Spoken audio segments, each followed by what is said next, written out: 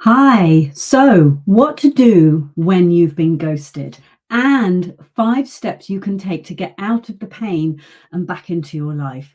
Now, I'm Naomi Thompson, dating relationship coach, and I help accomplished women attract and keep the love of their lives. So, ghosting. If you are dating, then you will understand what ghosting is. Ghosting is when you have been communicating with someone and they suddenly stop responding to your messages or your interactions, leaving you wondering, what did I do? What did I say? What happened? Are they okay? We just don't know. We're left with this sense of this sort of empty space in front of us where there was somebody who was communicating with us and we were starting to feel good about. So it's a very frustrating, but more than that, it's a very painful experience. And for many of us, it can leave you feeling confused, hurt, and actually sometimes even desperate for answers. And when someone ghosts you, it's very natural to feel a sense of confusion and uncertainty. Like you will start to question, as I said before, is it something I said or did? Or maybe they weren't as interested as they made out they were. And also, you may find yourself replaying conversations in your head, trying to kind of find evidence for what went wrong, where it started to go wrong.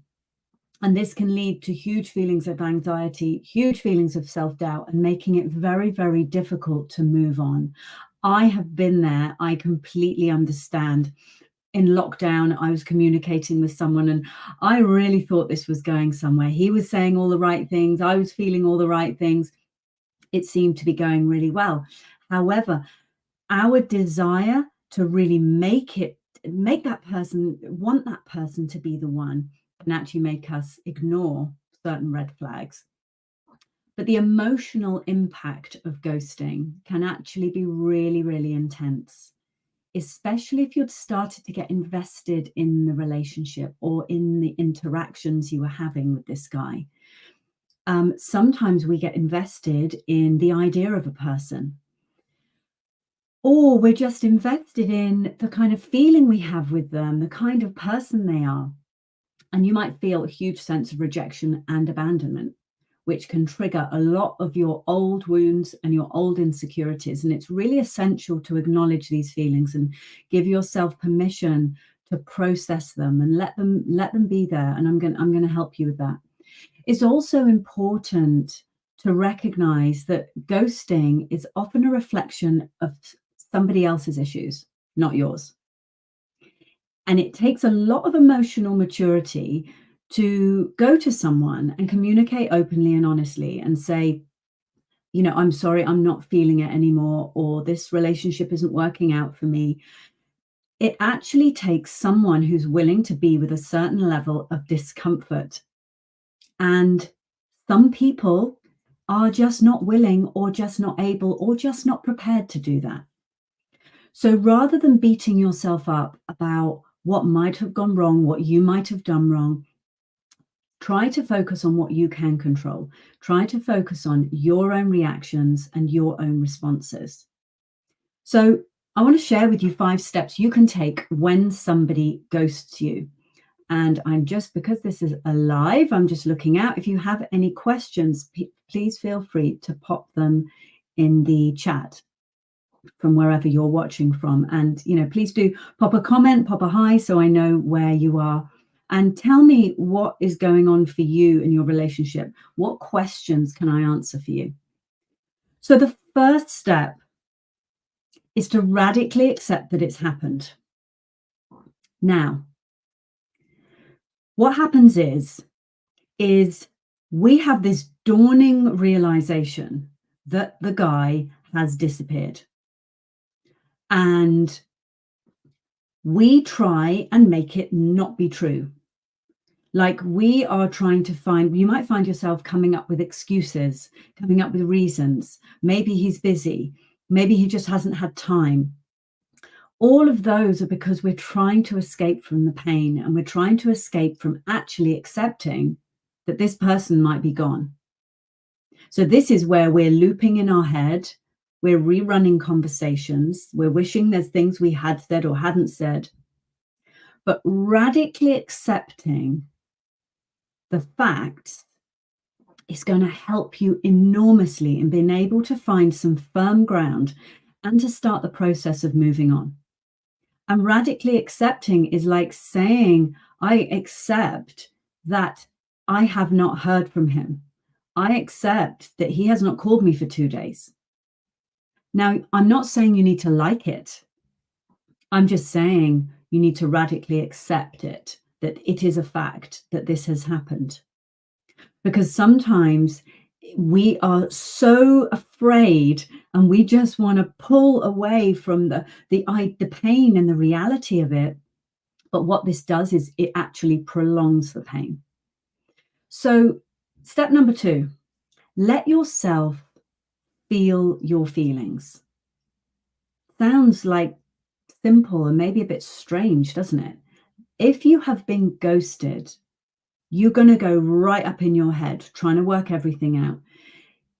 Letting yourself feel your feelings helps you process all of that hurt. You know, your feelings are really valid, and it's totally okay to feel hurt or confused. So don't try to push down or deny your emotions. This can actually prolong the healing process and make it so much harder for you to move on. Hi to anyone who's just joined. If you have any questions, I'm talking about what to do when you've been ghosted, but I'll also be taking your questions at the end of this live. So do pop them in the chat, pop a heart, let me know where you're listening in from.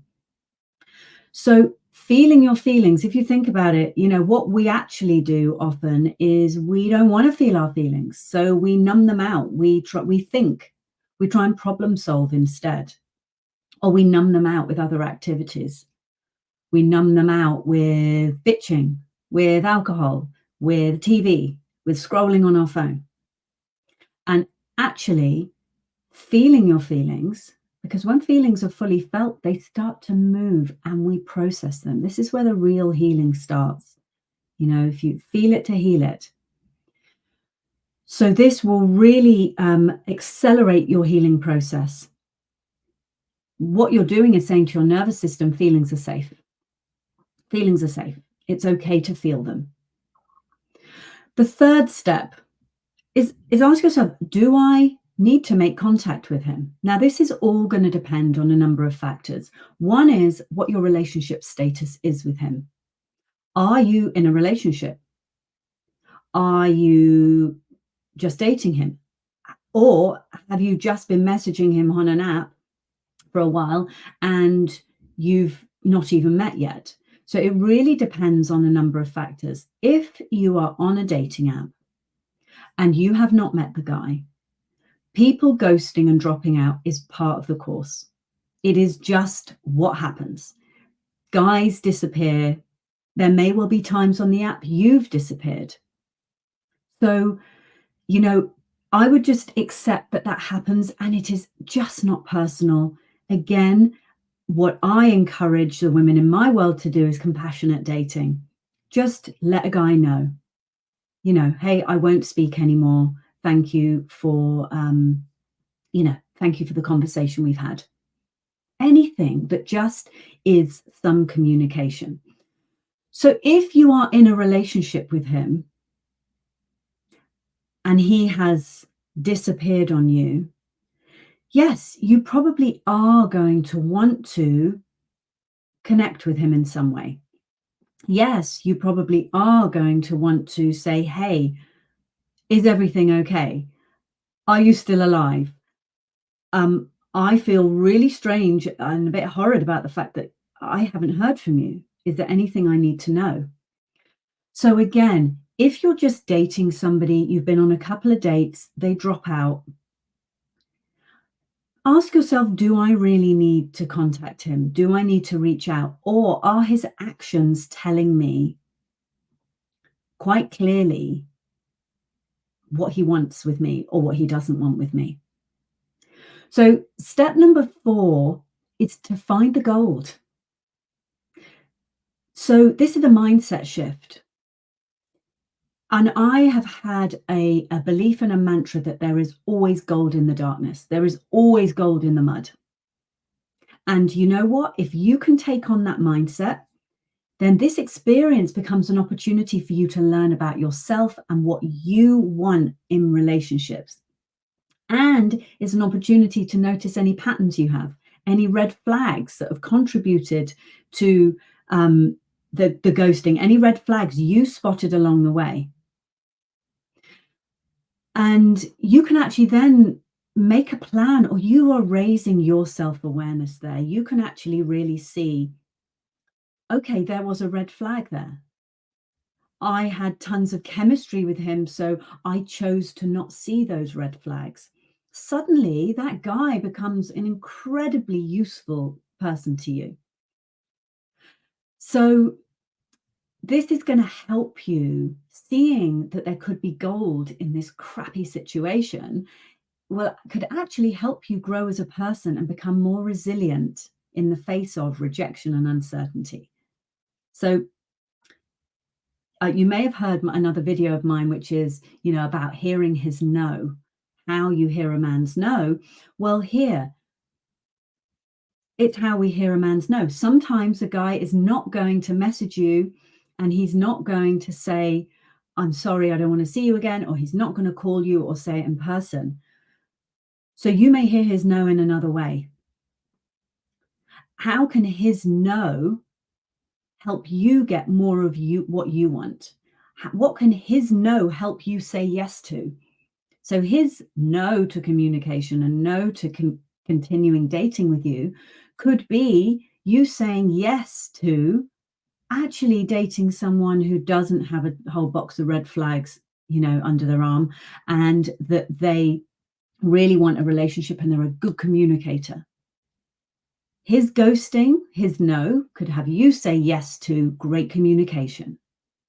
So then it becomes a really empowering experience. Now, step 5 is to take control of your love story and move forward with your life, even if you feel crappy.